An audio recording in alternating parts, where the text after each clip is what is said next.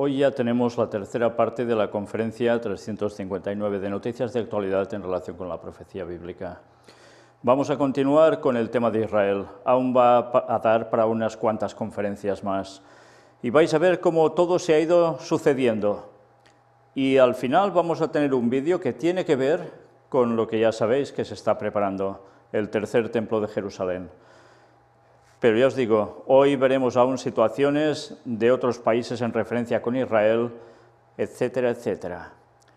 Vamos a empezar ya.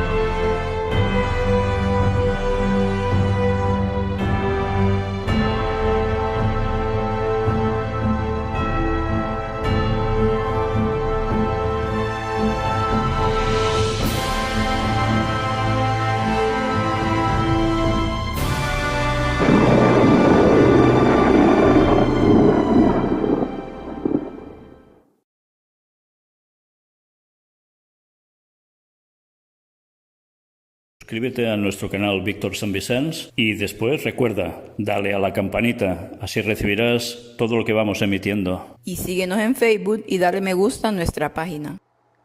Pues bien, empezamos primeramente, con esta imagen que es para destacar que hay un lugar muy concreto en este mundo, especialmente en Jerusalén, en una famosa explanada, donde hay algo y donde quieren que haya otra cosa, tal como veis aquí. Bien, dicho esto, vamos por la primera de las noticias. Trump dijo que trasladó la capital de Israel a Jerusalén para los cristianos evangélicos, que están más emocionados que los judíos por eso. Interesantes declaraciones, ¿eh? Una vez más, queriendo ganar el voto, cómo no, del mundo evangélico en Estados Unidos. Pero que también es cierto, son los que más están apretando para que se consiga que Jerusalén sea la capital no de palestinos, sino precisamente del Estado de Israel, de los judíos, básicamente. Con lo cual, una vez más, da que pensar. ¿A quién le interesa que haya un tercer templo allí? Pues es precisamente también a los protestantes que están siendo utilizados por todo el movimiento sionista y no se dan ni cuenta. Con una gran mala interpretación de las profecías, les han hecho creer que es necesario que eso suceda para que venga el Mesías. O sea que está servido para millones y millones de cristianos protestantes el caer en el gran engaño. Impresionante, ¿eh? Bien, dicho esto, vamos directamente por la otra noticia, que es esta.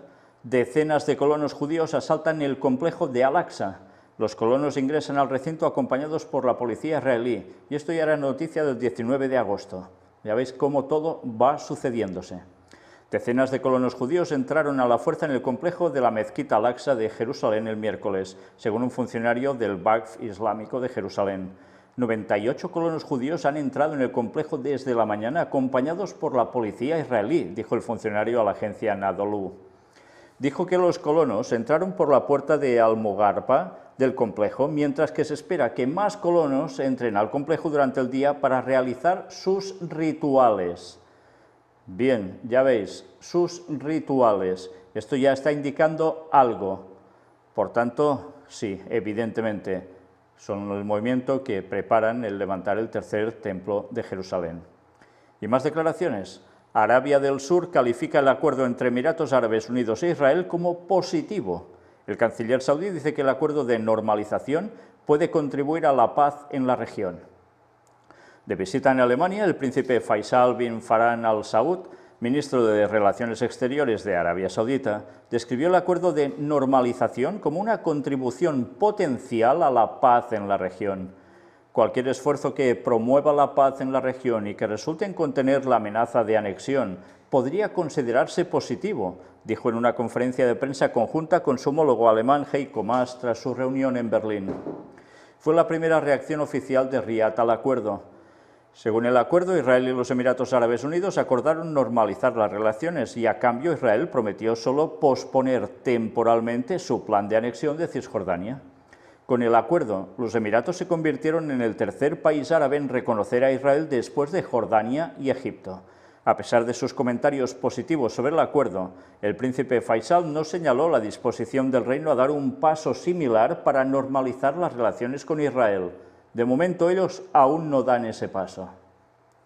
Reiterando el compromiso de Arabia Saudita con el plan de paz árabe iniciado por Riad en 2002, el príncipe Faisal dijo que establecieron las condiciones para normalizar las relaciones con Israel.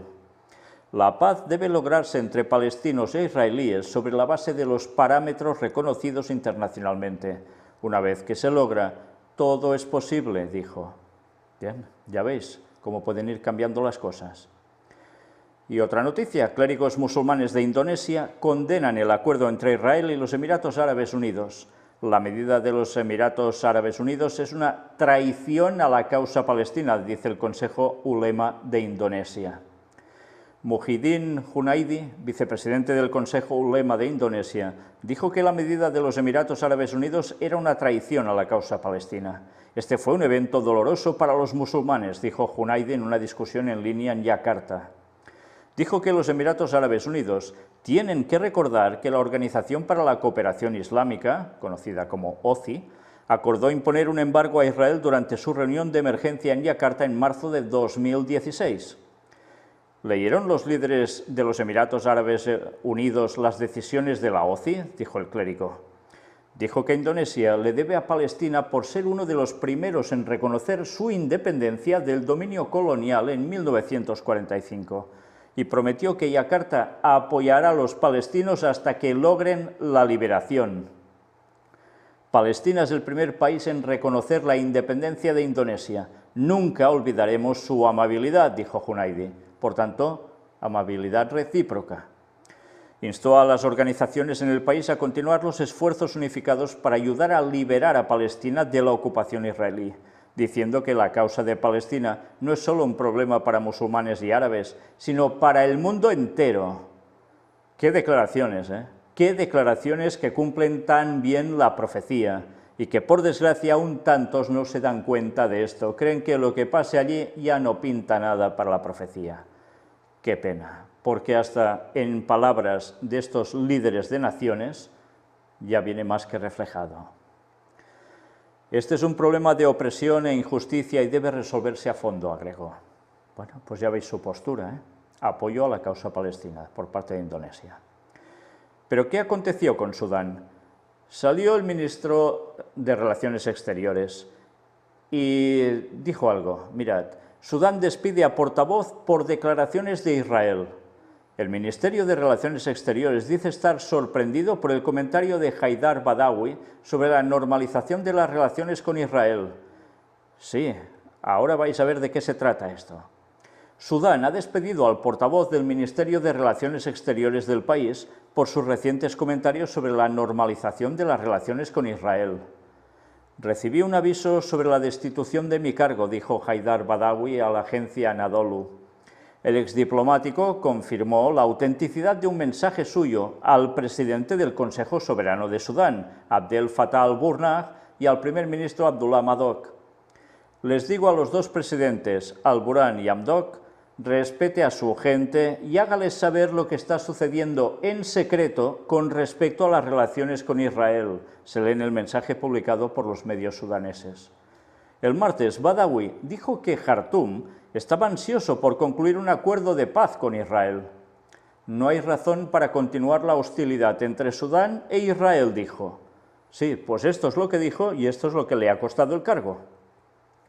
Pero el Ministerio de Relaciones Exteriores de Sudán desestimó inmediatamente los comentarios del portavoz diciendo que estaba sorprendido por las declaraciones. El tema de las relaciones con Israel no se discutió en el Ministerio de ninguna forma, dijo el Ministerio en un comunicado. Una fuente diplomática sudanesa que habló bajo condición de anonimato dijo que surgió una disputa entre Badawi y el ministro de Relaciones Exteriores designado, Omar Kamaruddin, sobre las declaraciones del portavoz. Sudán no tiene relaciones diplomáticas con Israel. Pues bien, ya veis, este hombre llegó a decir algo que incomodó y, por tanto, cesado de su empleo. ¿Será que ha dicho algo que ya parecía que puede llegar a ser en un futuro próximo y lo ha destapado antes de cuenta? ¿O es que sencillamente él tiene una opinión y el país en sí o sus dirigentes tienen otra? Queda por ver, pero ya veis lo que le ha costado. El acuerdo de paz entre Israel y los Emiratos Árabes Unidos promete problemas para Ankara y Teherán. Esta noticia es muy importante, señores, muy importante, porque ya nos pone claramente sobre el tapete dos países, Ankara y Teherán, capitales de sus respectivos países, Turquía e Irán. ¿Y qué tiene que ver entonces este acuerdo entre Israel y los Emiratos Árabes con ellos? Pues mirad, vamos a destacar algo. En un avance extraordinario, los Emiratos Árabes Unidos e Israel acordaron establecer relaciones diplomáticas abiertas después de años de contactos secretos. Aparte de los palestinos, Turquía e Irán son los mayores perdedores de este desarrollo. El histórico acuerdo de normalización entre Israel y los Emiratos Árabes Unidos, que fue revelado por el presidente Donald Trump el 13 de agosto de 2020, sí, lo habéis oído bien, el 13, para variar, es un revolucionario evento en la historia moderna del Medio Oriente. Si bien podría salvar a los gobiernos cada vez más amenazados, del primer ministro Benjamin Netanyahu y el presidente Trump, el acuerdo tiene dos elementos más importantes. Primero, presagia el fin de la causa palestina y su dominio sobre las perspectivas de paz en Medio Oriente. Y segundo, probablemente sea el principio del fin de los proyectos imperiales de Turquía e Irán en la región. ¿Vais viendo por dónde va todo? Hay dos grandes potencias en esas zonas que evidentemente tienen su contraparte y contrapeso de lleno en la situación de dominio occidental en la zona, por parte de Estados Unidos e Israel, con aliados, por supuesto. De ahí la importancia de ese acuerdo. Sirve para minar a Turquía y a Irán. Con el ejército regional más poderoso de su lado, los Emiratos Árabes Unidos podrán ejercer cada vez más presión sobre el movimiento hutí respaldado por Irán en Yemen y podrán amenazar los designios de Turquía para Libia. Ya veis, Irán en Yemen, y encima Turquía para Libia.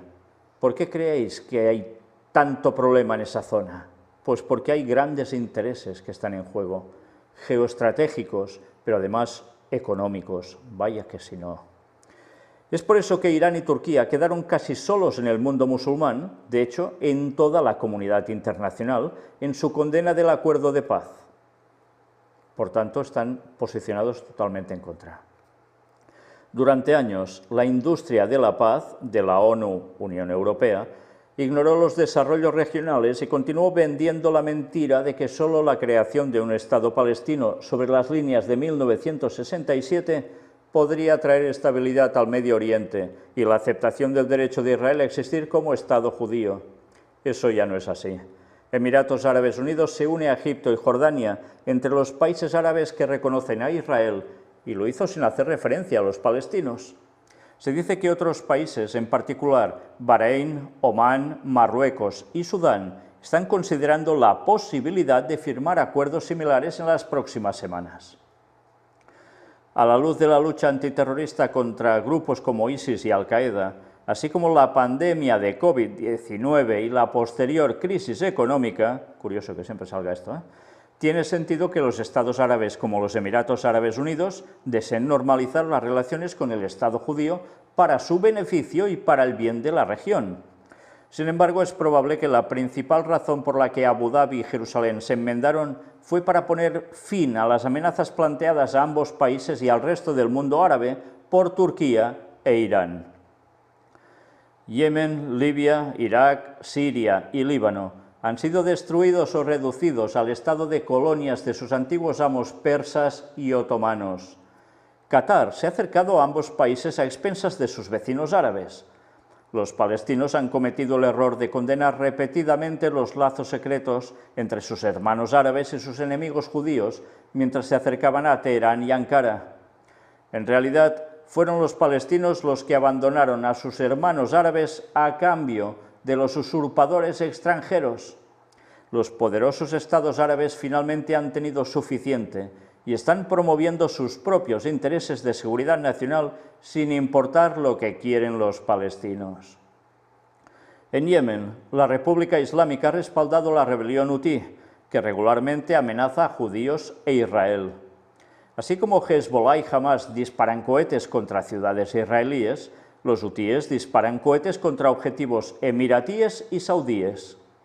Los hutíes regularmente amenazan con disparar misiles contra Dubái y Abu Dhabi, importantes ciudades mundiales para el comercio y la economía, al igual que Hezbollah y Hamas amenazan con arrasar Haifa y Tel Aviv en la próxima guerra. Vaya panoramas que nos muestran. Es natural que Israel y los regímenes árabes moderados vean el punto en común en la amenaza que enfrentan. Después de todo, Qatar e Irán brindan asistencia a Hezbollah y ellos, junto con Turquía, apuntalan al régimen de Hamas en la Franja de Gaza. En Libia, Turquía y sus mercenarios sirios han intervenido militarmente para destruir la rebelión secular de Khalifa Haftar, que supuestamente tiene contactos con Jerusalén y ha buscado durante mucho tiempo la ayuda de los estados árabes del Golfo con el objetivo de detener a los hermanos musulmanes. Yo no sé si cuando estoy leyendo todo esto a vosotros os entra como un poco de mareo, porque nombrar tantos países y tantas situaciones adversas, la verdad es que si no estás centrado en el conocimiento profético, dices, ¿y todo esto qué es? Pero fijaos, son los países que van interviniendo en la profecía final. Egipto ha amenazado con invadir Libia para sofocar la insurrección respaldada por Turquía, pero está ocupado con una disputa por el Nilo con Etiopía y una insurgencia en el Sinaí, mientras lucha con una crisis económica. El respaldo de la ONU a la parte turca en Libia, así como el hecho de que Egipto depende de la ayuda de Emiratos Árabes Unidos e Israel en el Sinaí, hace que sea poco probable que El Cairo pueda lograr una victoria por sí solo en Libia sin pagar un alto precio. Esta es la razón por la que el acuerdo emiratí-israelí es tan crucial para el futuro de las relaciones árabe-israelíes en la región. Ya veis que en el fondo es una disputa total para tener mejor economía cada uno. ¿Quién se lleva la mejor parte del pastel? Por en medio hay cuestiones de disputas, incluso religiosas, pero evidentemente hay algo más. La noticia continúa, es extensa y vale la pena que la leáis si queréis tener cultura de por qué está pasando lo que está sucediendo en ese lugar, y lo vais a entender todo aún mucho mejor.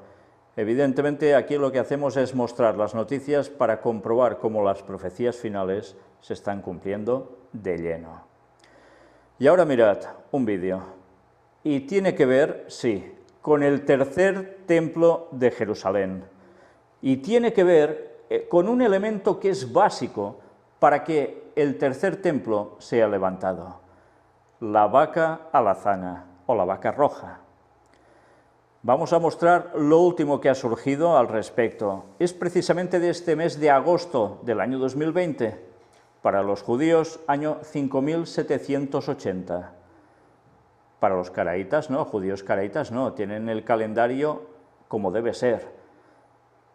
Para los judíos aún faltan, ya lo veis, unos cuantos largos años para los 6000. Para los caraítas no.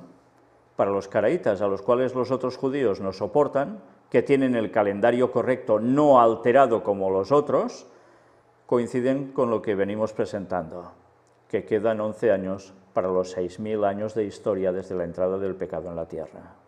Y eso se cumple en 2031. De todo esto hemos estado hablando, lo mostramos en las conferencias que presenté en Australia.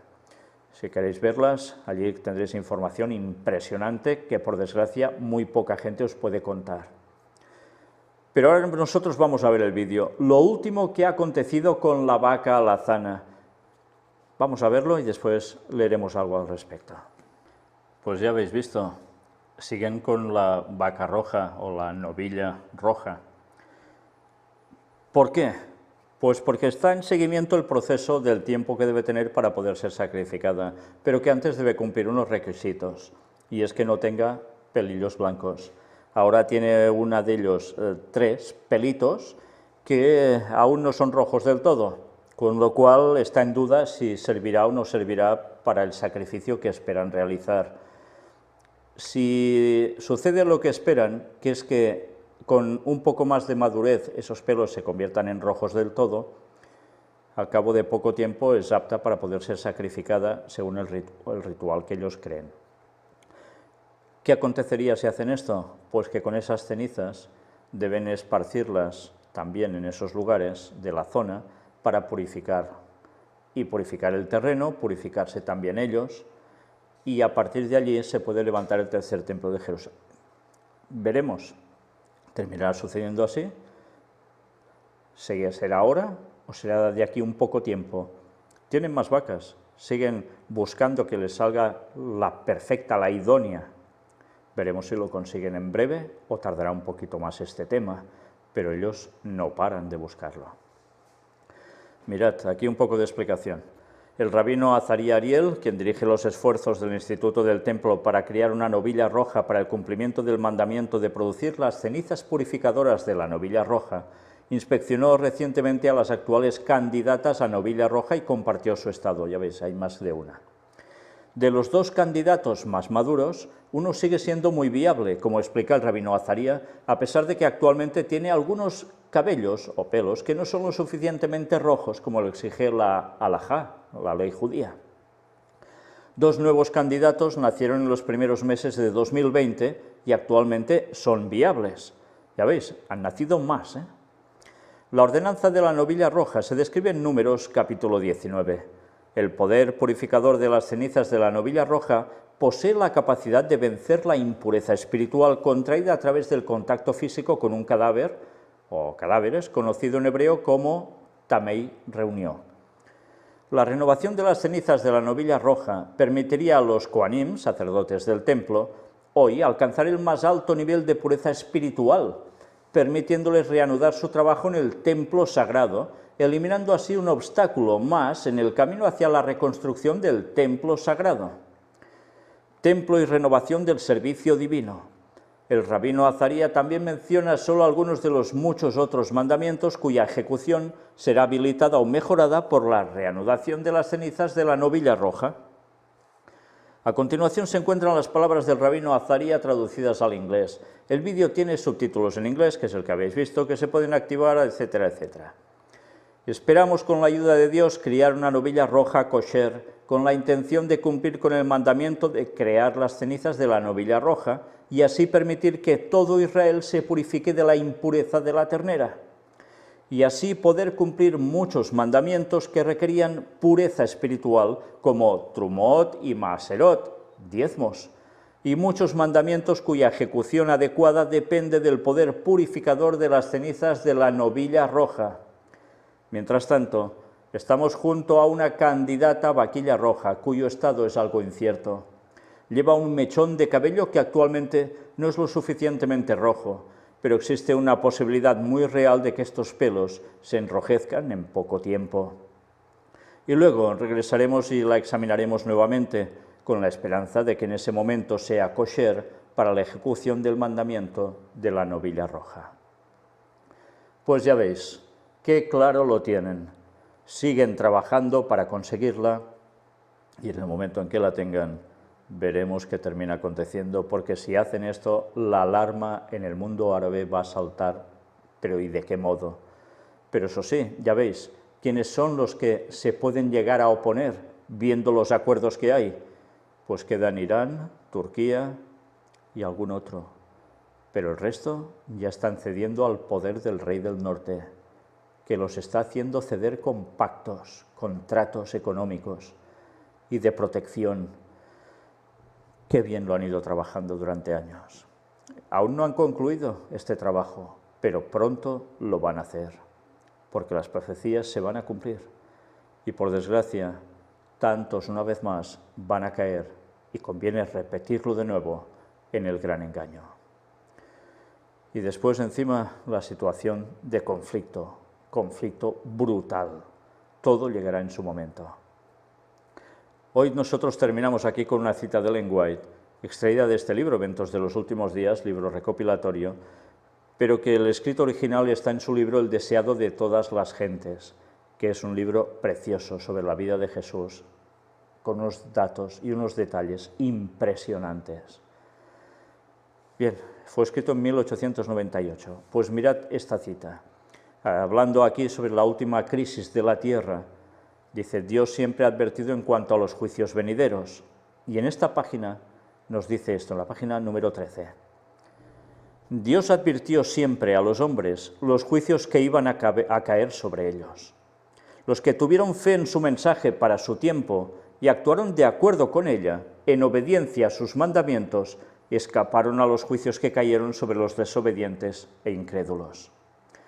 A Noé fueron dirigidas estas palabras: entra tú y toda tu casa en el arca, porque a ti he visto justo delante de mí.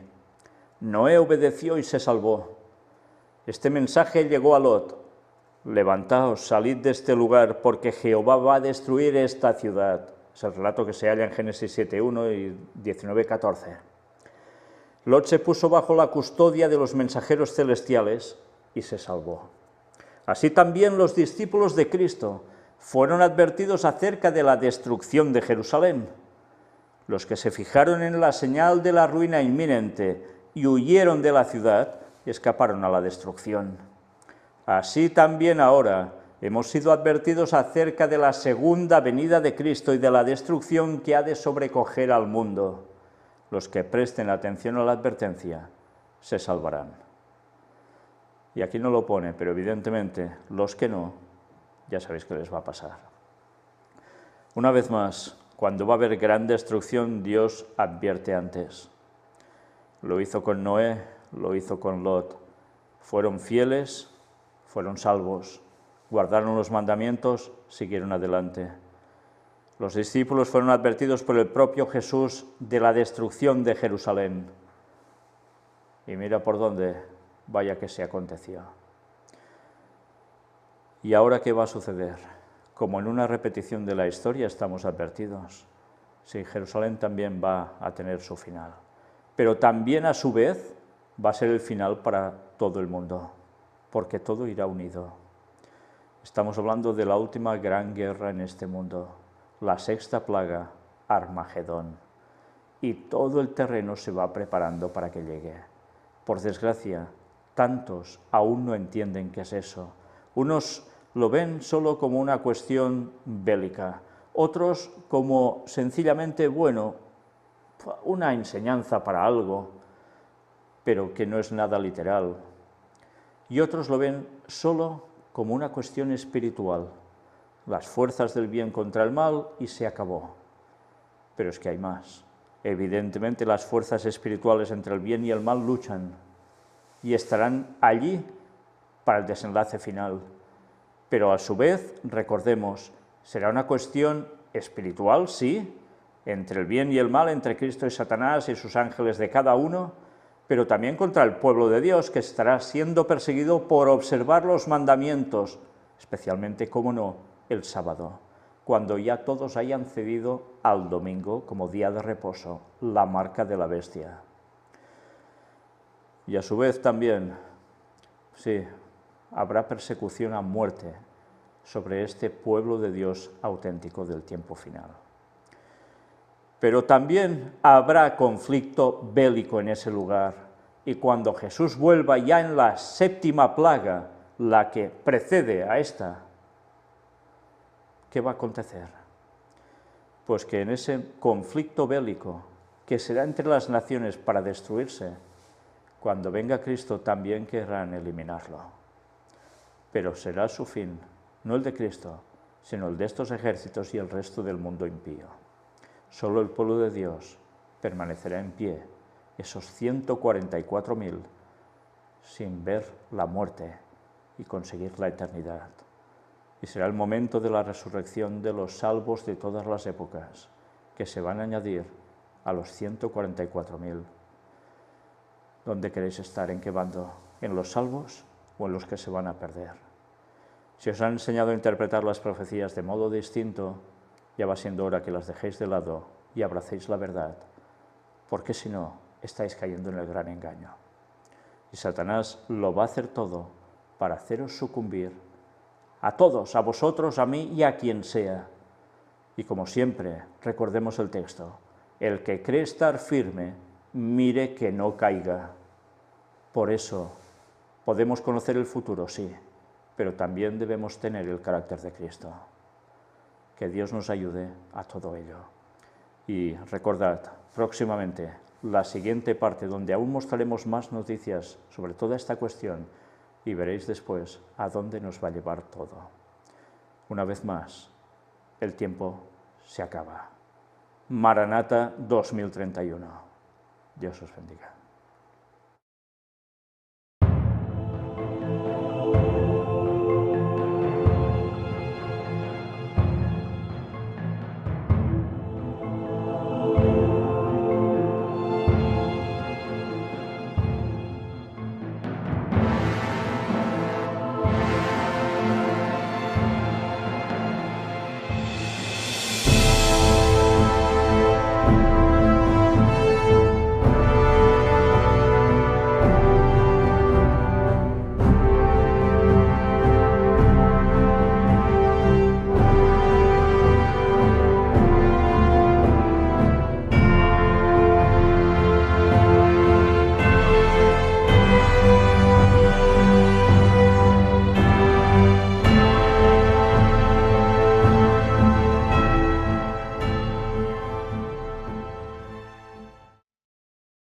Suscríbete a nuestro canal Víctor San Vicens y después recuerda, dale a la campanita, así recibirás todo lo que vamos emitiendo. Y síguenos en Facebook y dale me gusta a nuestra página.